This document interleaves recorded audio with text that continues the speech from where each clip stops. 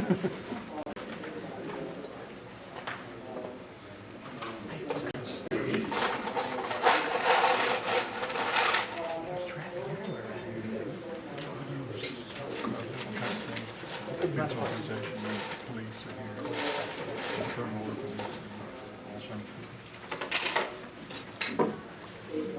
afternoon. Thank you for joining us here at the Mercatus Center. Before I introduce our speaker to you today, I'd like to address some of the sheets you have in front of you. First of all is the yellow sheet. That is a survey. We ask that you please fill out the survey and offer your thoughts and comments on it, and hand it to my colleagues as you leave so that we can use what you comment about and try to make these courses better so we continually improve what we bring to you here. Also in front of you is a flyer for one of our courses next week. On Tuesday, May 20th, we have Dr. Julia Lane from the University of Chicago's National Opinion Research Center, and who will be looking at economic turbulence and the effects it has on the American economy. And also on this upcoming Thursday, a week from today, we have lessons learned in disaster relief, and this will be looking at some of our in-house work in Katrina and New Orleans, and looking and seeing how that has worked out and what we have learned from that disaster and what we can then use for future disasters as well. So we invite you to attend both of those as well. Our speaker today is Dr. Jonathan Gifford. He has taught at Carnegie Mellon and MIT previously, and he currently teaches at George Mason University, where he is also the Director of Transportation Policy, Operations, and Logistics, the Master's Program. He's a specialist in highway and urban transportation policy and advanced technology and transportation systems. He had his undergraduate degree from Carnegie Mellon and his PhD from the University of California at Berkeley. He's also trained as a civil engineer and has worked in the U.S. Office of Management and Budget, the CBO, and the Office of Technology Assessment. Please join me in welcoming Dr. Gifford.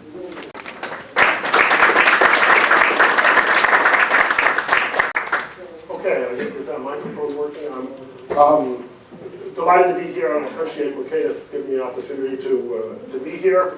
My voice is, I'm fighting a cold a little bit of liquids here to sort of get me through the presentation, but delighted to have you here. I should just say one correction. I was on sabbatical at MIT. I didn't actually teach, although it was the first time I'd been in an engineering school since graduate school, and I'd forgotten we don't have a machine shop in the School of Public Policy, but it was nice to be back in a place with real hard engineering. I want to talk today about the highway infrastructure, and I have to figure out how to use this thing here. So let's see if that makes up. There we go. Wouldn't let me go backwards. So first, just a couple of. I was told, many of you may not be obsessed with transportation policy the way that I am. So just a couple facts and figures about transportation in the U.S. And where highways fit into that. And then focus some remarks on where we are today, sort of a showdown in highway finance that's looming, just around the corner. Within 6 months of today, the fiscal year 2009 will begin, and we don't really have funding to fund the highway program first time in the 50-plus years that's been the case. So we're in a fairly critical juncture. I thought of calling it a meltdown, but it's really a bit more staged than that. I mean, everybody knew this was coming, and it's happening right on schedule, but timed to coincide with a presidential election, so it should be an interesting 6 months in the area of highway finance. We've talked a bit about how we got here. We could talk a month about how we got here, or a year, or we could spend a whole career looking at how we got here and where we ought to be going, but we'll talk a little bit about that.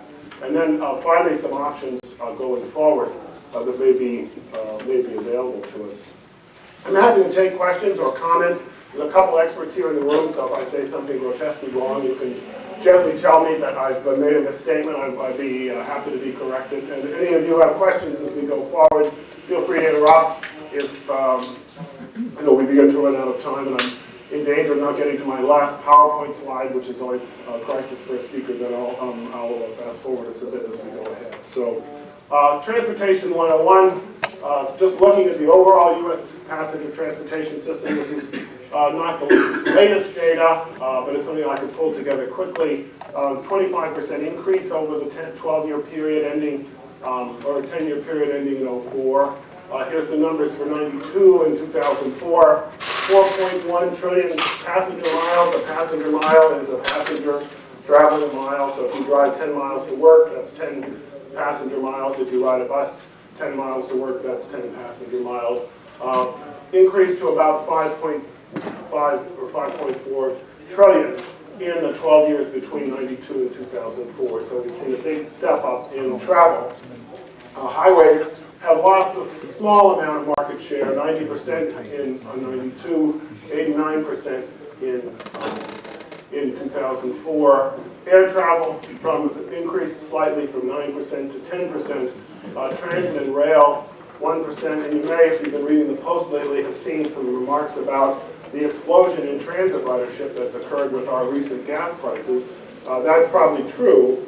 But you have to remember that transit focuses primarily on the commute trip. It's a fairly small part of the overall travel utilization. But certainly it's the case with $4 gasoline that many people are stepping back and taking another look at public transit options and leaving their car at the parking ride or at home. So the expenditure, looking at the expenditure issue, I don't know what I did there, but 183 billion in 01. Again, that's a little bit dated data, but it gives you an order of magnitude estimate. An increase of 29% over 10 years. Biggest increases in air transportation and water, and 30% increase in highway, a decline in rail investment, 27%. 60% highway, 20% transit, 14% air. That's how the spending breaks out. And the composition by level of government is 70% state and local, 30% federal. So the federal funding is critical. It's a third of the funding, but it's not, it's not by any means the major piece of the pie. The state and local piece is an absolutely essential piece. Looking at public revenue, we were just looking at spending. Now let's look at the revenue side. 125 billion in 2001, slight decline over the 10-year period, adjusted for inflation. The composition of that revenue just about matches the expenditure, 66% state and local, 34% federal. And coverage, that is how much of the income is, or the expenditure is covered by income, 68% overall. So about 30% is paid for out of general funds from the government, 68% from user fees. So if you look around the government to say a large program area is paying 70% of its costs in user fees, that's not bad actually. Federal coverage is a little bit higher at 76%, state and local at about 65%.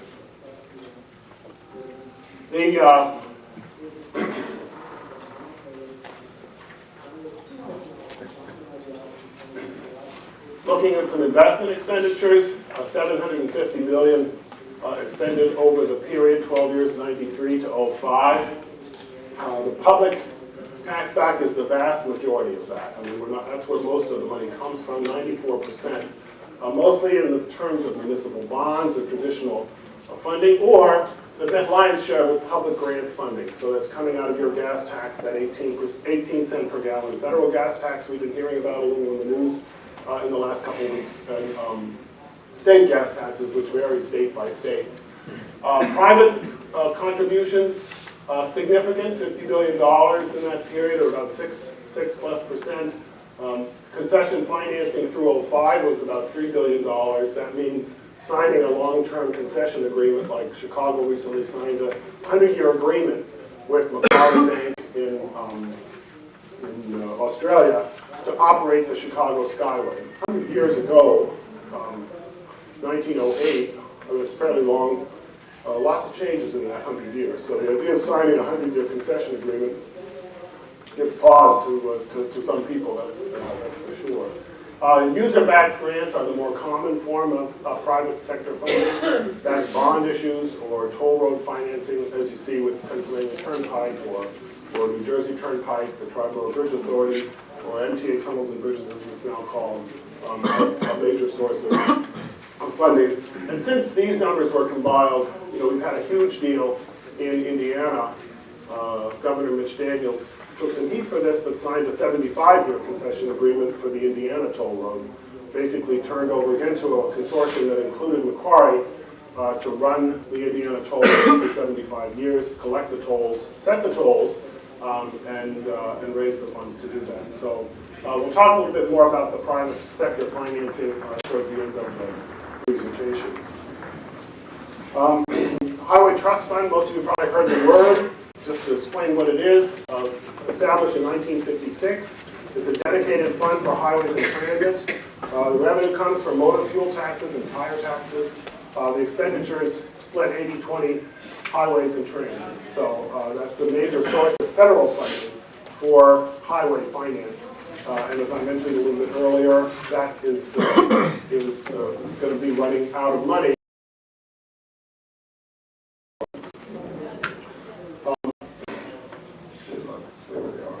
So, moving right along, looking at this issue of a showdown, the safety loops, and I was trying to remember if I remembered every letter: safe, accountable, flexible, equitable, Transportation Efficiency Act, legacy for users. So that was the 2004 Act that authorized funding for the trust fund through 2009. The next fiscal year. And it was a compromise. The House Transportation Infrastructure Committee had a very aggressive position. Chairman Young wanted a $375 billion bill. The White House was extremely stalwart about saying they wanted a $256 billion bill. Safety loop came in at 286. I think I have that number right. Am I approximately right at any rate? And it's on schedule, as I mentioned, to exhaust the trust fund next year. So we've known this was coming. Part of the politics behind that is, are we going to have a revenue increase? Are we going to have a tax increase for gas taxes at the federal level? And tax increases are never popular and extremely political. And so there's just been a real showdown about whether we're going to have a revenue increase at the federal level or not. So it's going to be exhausted. The estimates that I had, and there's probably more recent estimates, $11 billion shortfall. The administration even proposed some rescissions last year that weren't taken up, as I understand it. And the Department of Transportation won't be able to commit to projects, state projects, for the 2009 construction season. So for the construction season that ends, or that begins about a year from now. And as I mentioned, we have an election coming up in 2008. I should say, just jump back to a sort of Transportation 101. The federal government owns virtually no highways. They own a few parkways in national parks. They own some roadways in military bases. But the vast majority of highways in America are owned by state departments of transportation. So those highway trust fund dollars go to the states. The states use them then to contract for road expansions, road reconstruction, and so forth. So when you get to a situation where the government can't commit to the states that they'll be able to deliver on the authorized spending levels, it causes problems for the states. They have to cut back their construction programs, defer projects. It causes a fair amount of heartburn, and puts a magnifying glass on this issue of what are we going to do about transportation funding going forward. These numbers are September 07, this Treasury estimates, so I'm sure our friends from CDO have more recent estimates that reflect the fact that we have $4 a gallon gasoline now, running from $30 billion. This is, I should have put a bigger letter here, this is 1998. This is 2017, so this is about where we are today. If you look, gas taxes are the main source. It's been slowing. That period from 98 to 06 going at about 3.7% per year, going forward from 07 to 2016, growing at a much slower rate. So that is a concern, long before our current gas price situation emerged. What are the causes of this? First of all, it's a per gallon tax.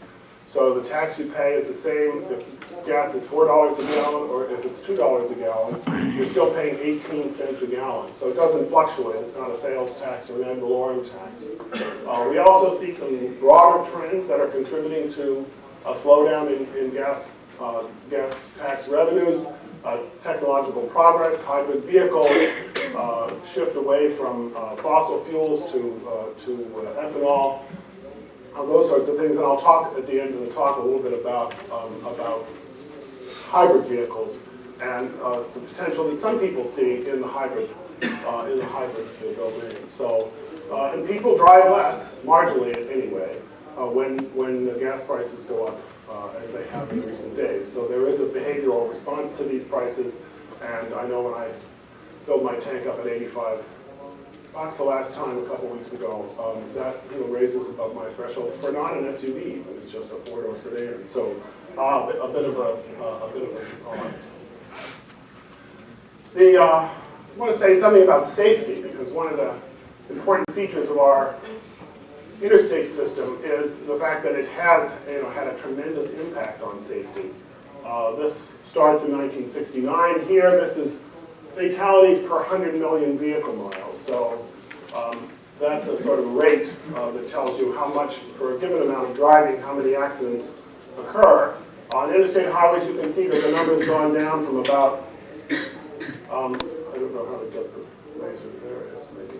About 3 in 1969 when this chart begins, to something less than 1 in 2004. So it's cut, almost 2/3 of the fatality rate has been cut in that several decades. And on non-interstate highways, we've been making significant improvements there as well. Higher rates, those roadways don't have the safety features that interstate highways have, the high design speeds and so forth.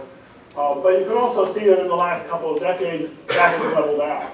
So we said travel had increased 25% in it over the last decade.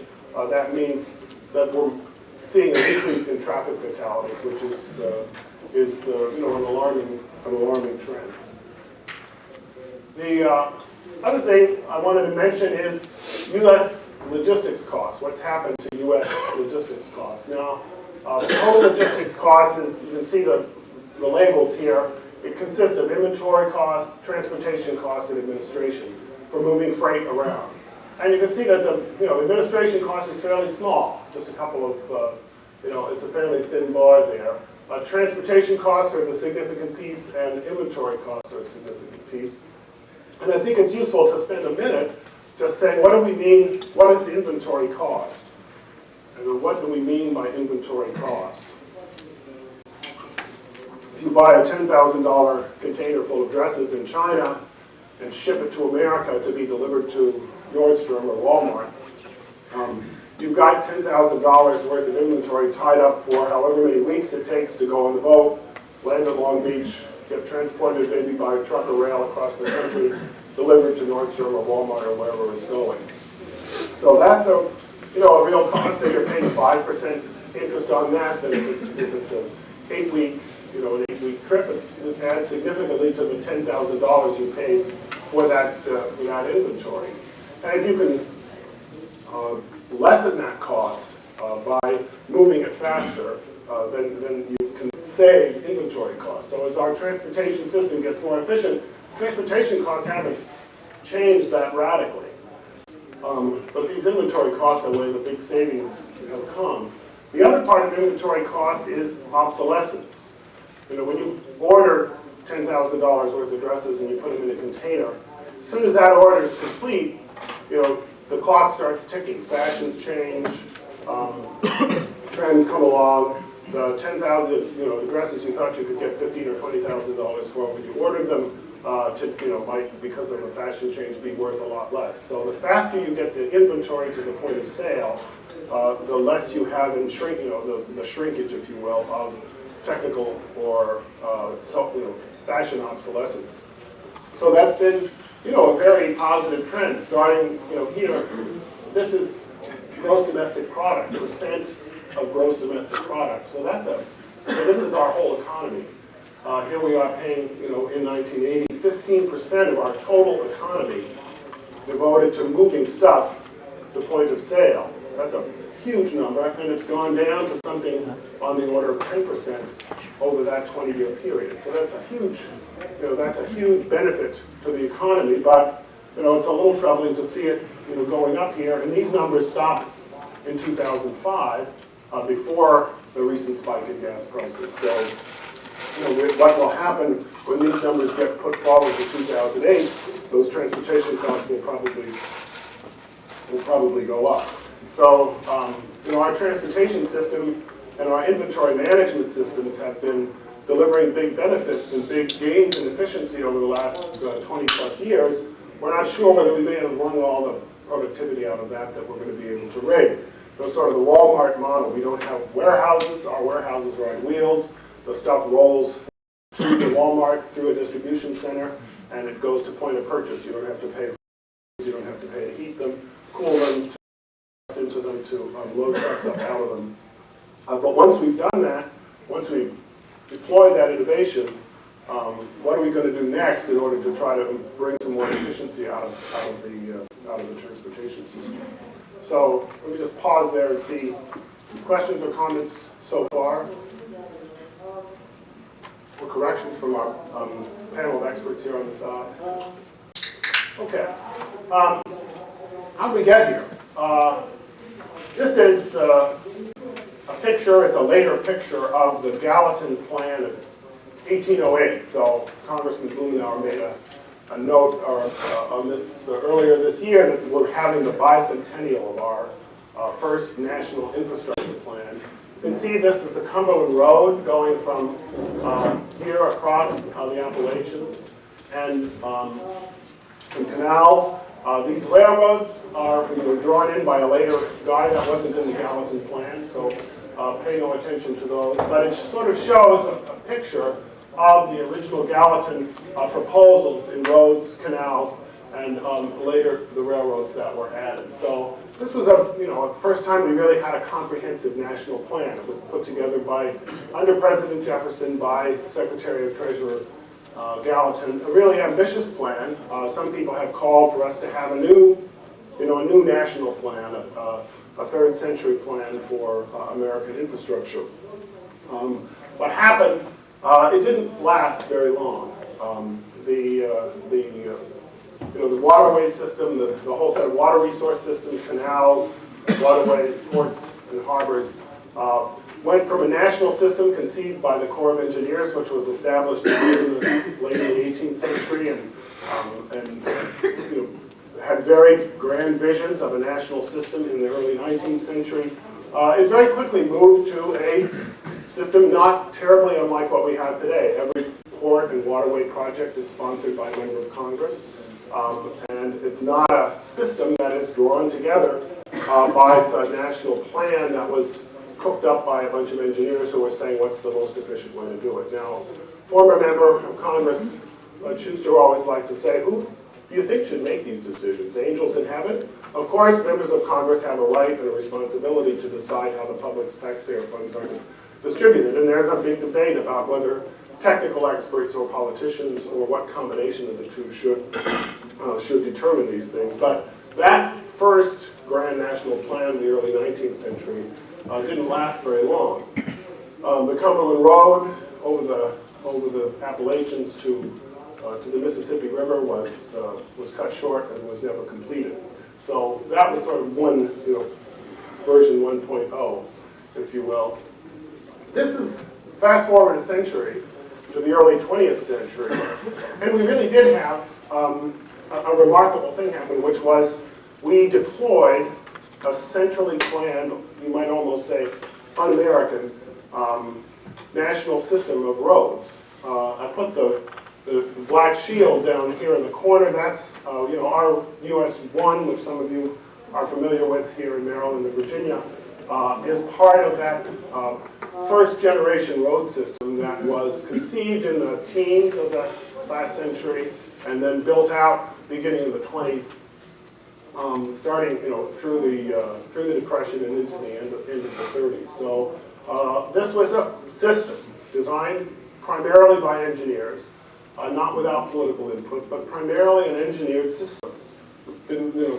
Constrained to consist of 7% of the roadways, the total roadway infrastructure. So the idea was the principal roadways connecting all of our economic points, ports, population centers, would all be served by this by the system, and it wouldn't be determined by who was chairman of a particular committee or the head of a particular commission. It was supposed to be driven by technical criteria. And a very important part of that program was the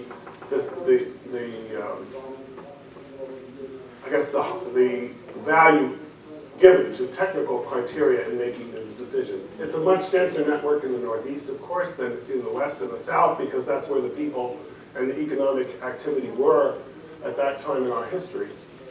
So as I say, this was a first-generation road system that got built out in that period. Let's see here. This is the second-generation system, the Interstate System that we finished, a couple decades ago. This is a map from 1947 that sketched out the major roadways, a much sparser network, about 1% of our roadways that carries the bulk of the traffic to serve every state, but to try to focus on only those roads that are the most important. Design began in the late 30s. It was acted into law in 1944. The funding was an argument that took about 12 years to figure out, and finally in 56 that Highway Trust Fund I mentioned was put into place, and that has been what has served us in the ensuing half century. The Interstate System, mentioned just some facts and figures, 45,000 miles, some design features, all 4 lanes, no grade intersections, no traffic signals, no driveways, no direct access to the highway except through a highway interchange, 1% of mileage. If you factor in the lanes, it's about 2.5% of lane mileage, carries 23% of the traffic on the system. So these are clearly the high usage roads. Where are we today? The trust fund is heading to bankruptcy. Interstate is aging and needs to be rebuilt and reconstructed. We have huge regional shifts in our country. The South and the West, which weren't very populous at the time, have become very populous. I think most of the growth in the next 20 years, what's the Alan Pizarski figure, will occur in 3 states, these 3 states. If you look at all the population growth in the country, it's going to be concentrated in these 3 states. And I think that, in the industry, the inside, excuse me.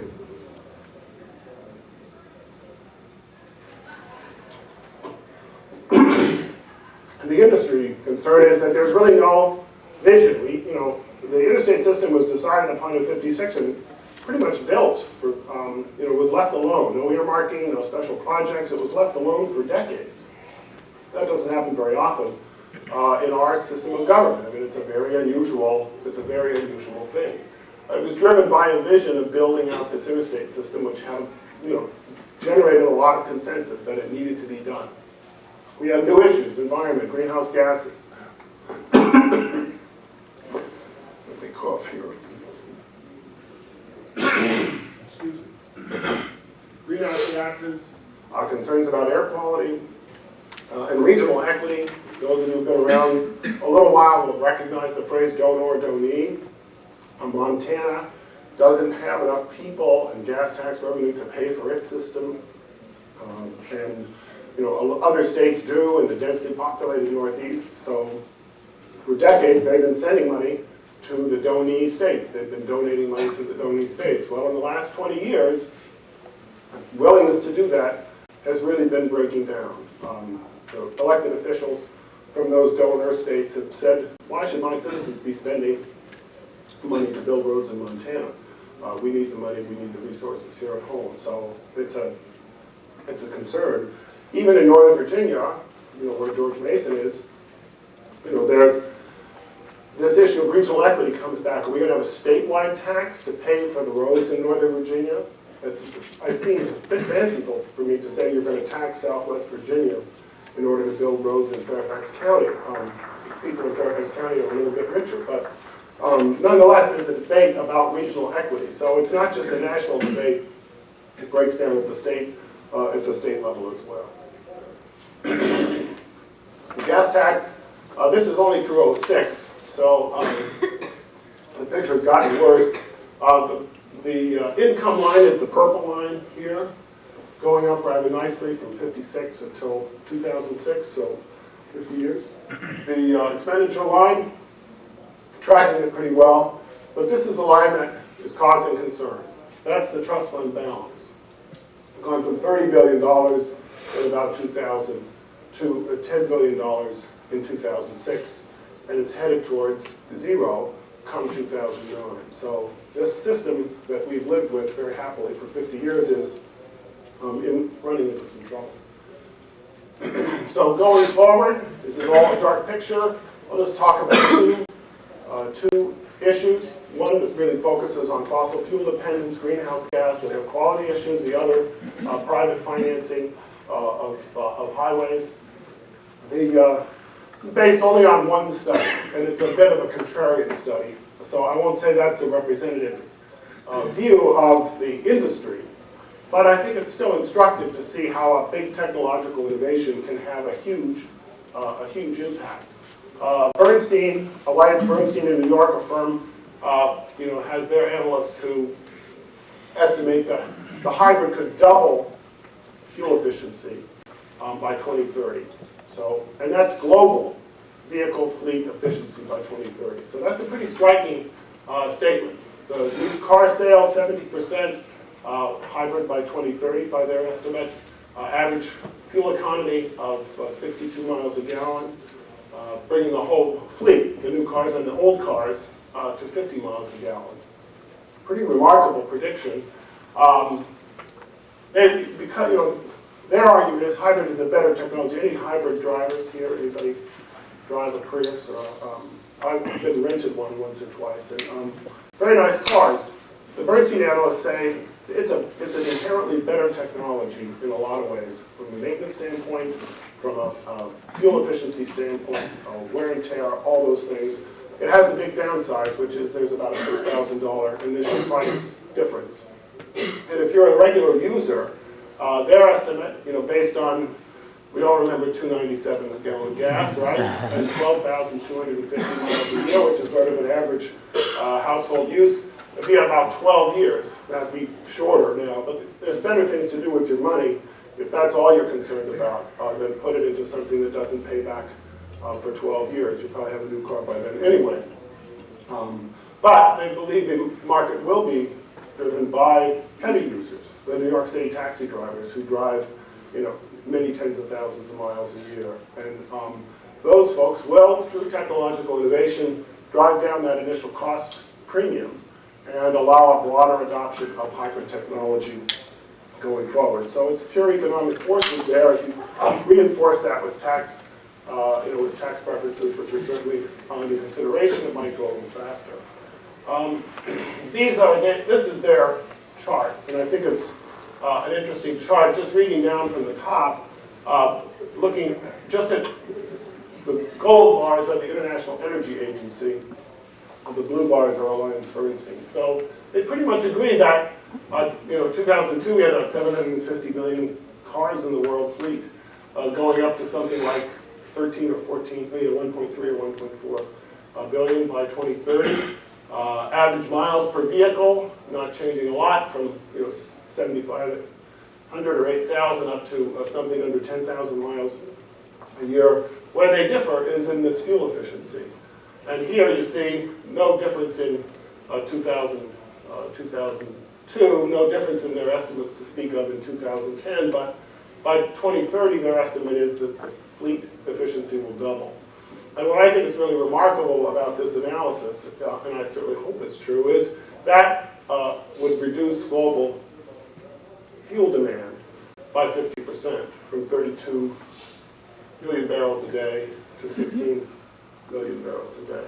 I'm not a futurist, but I think the idea that a hybrid technology breakthrough could have that powerful an effect on global fuel consumption or demand in 2030, I think says there are some hope. There are some hopeful signs out there in what we can do with technology to try to deal with some of the things that concern us. This just breaks down, the IEA is saying it's a 32% increase, Bernstein saying it's a 34% decrease. So a very big difference.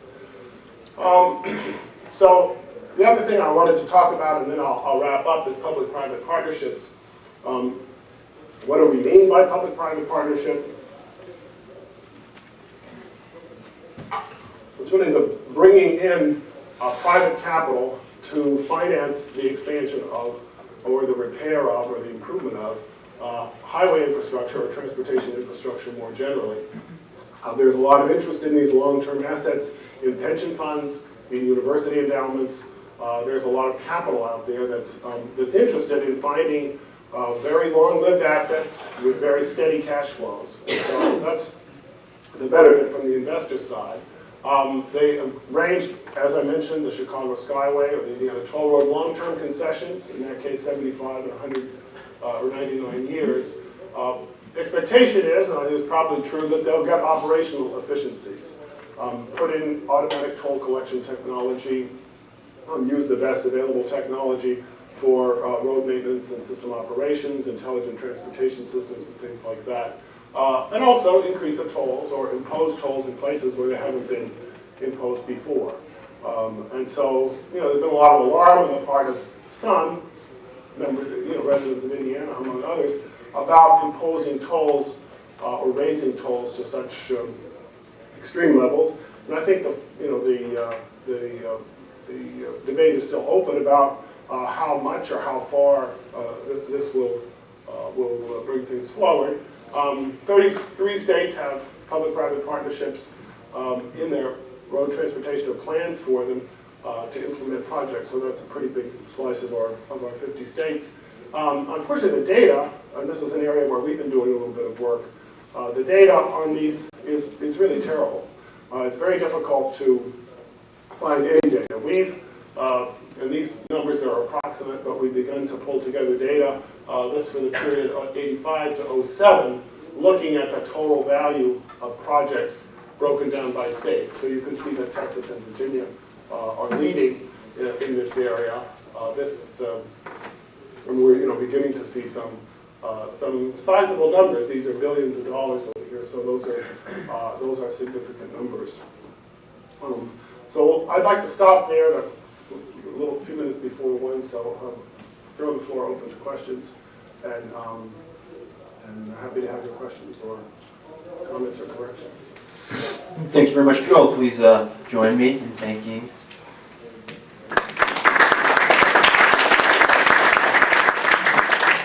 Thank you very much. And also, if you have the yellow sheets before you, if you'd be able to fill those out and hand them to my colleagues at the door as you head out, that'd be really appreciated. And if you have a question, please wait for the microphone so that we can make sure that everybody in the room can hear you. I should call on whomever has a question.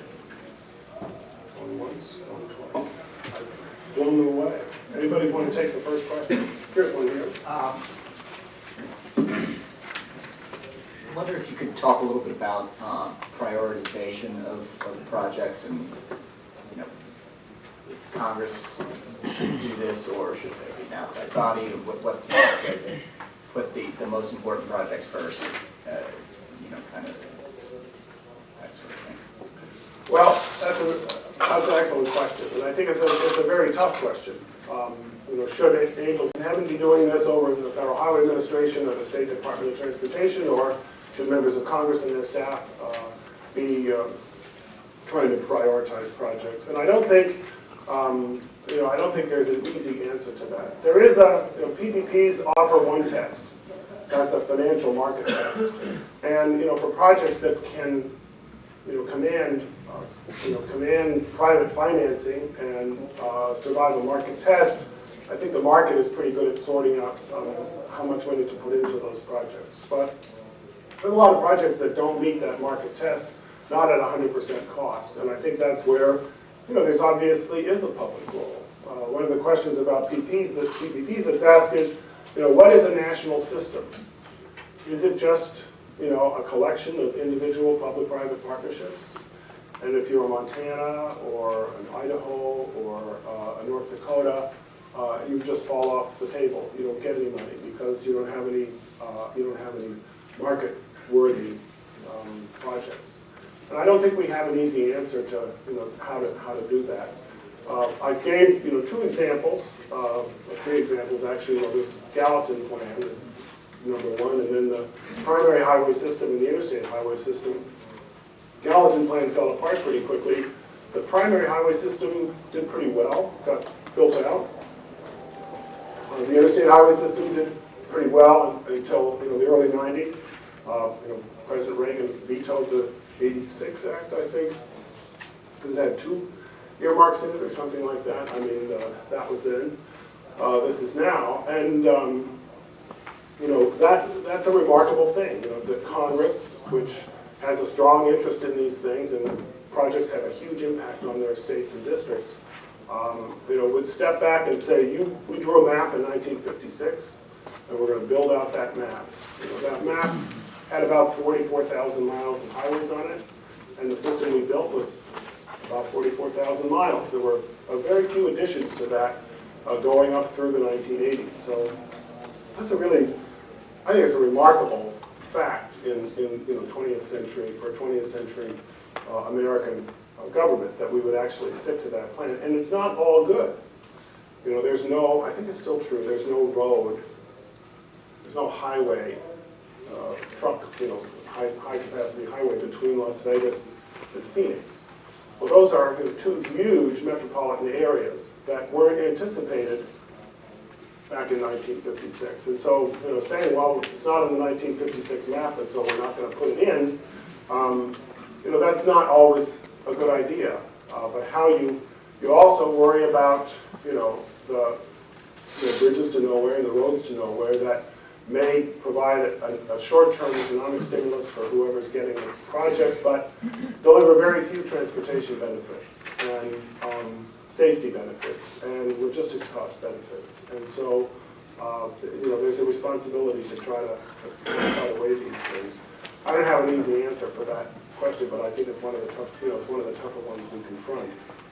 How much expertise versus how much political, because unfortunately the technical experts can't answer all the questions.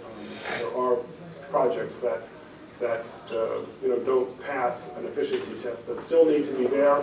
If you look at our system of government, our electoral college, the big empty states and the very small states have a big voice in part of our Congress, and that's part of the condition of joining the Union and signing the Constitution. That was the agreement, and that's all about regional equity. And so, it's not, I don't think, adequate to just say if it doesn't pass a market test, it ain't going to fly. So, that's a good question. I wish I had a better answer for you. Other questions?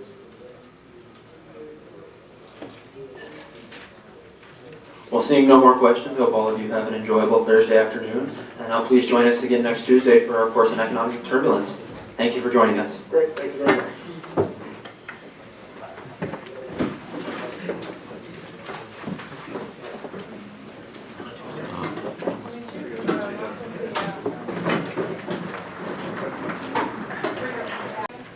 The independent free trade agreement, I think that has the potential to be hugely important. So I think congressional support of the ACTA negotiation would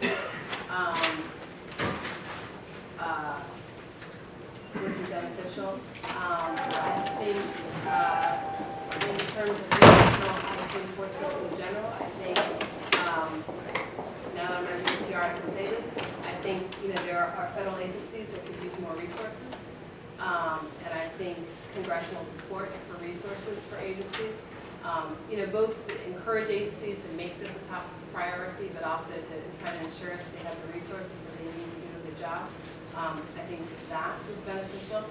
I think Congress registering concerns when countries take actions that are hurting U.S. right holders, registering concerns with the administration, but also registering concerns directly with those other governments. So I think that's a very helpful step for Congress to take, because other countries care a great deal of what our Congress thinks of the actions that they're taking. So I think that would be very helpful.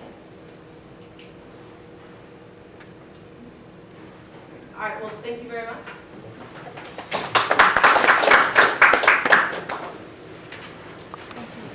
No avenues of directly lending an interest in the Muslim world, especially in the Ottoman world, the Ottoman Empire in the 14th, 15th century, when economies really start to, it's kind of the height of really at least the Ottoman Empire and really part of the Muslim world. So what happens? There's another organization called the Cash Vakıf in Turkish, which was pious trust. What does this mean?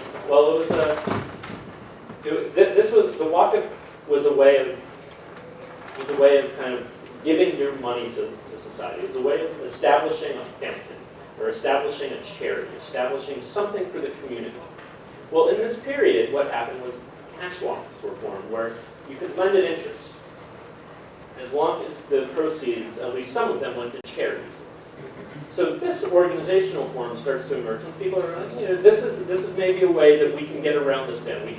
We can guise it in this, or we can make it in this form, something pious, so it's something that's permitted by religious authorities, and it's lending an interest. It makes it a little more feasible. But this cash vakıf was very restricted. What essentially, one thing it was, because it was religious in nature, and there's certain requirements in the kind of the Muslim institutional framework, founders of the cash vakıf weren't allowed to adjust their interest rates, which, as you might imagine, a bank that's not allowed to adjust its interest rates is not going to be able to respond to any market forces. That makes this kind of very restrictive and kind of very inflexible. It makes it not a really an efficient way of lending.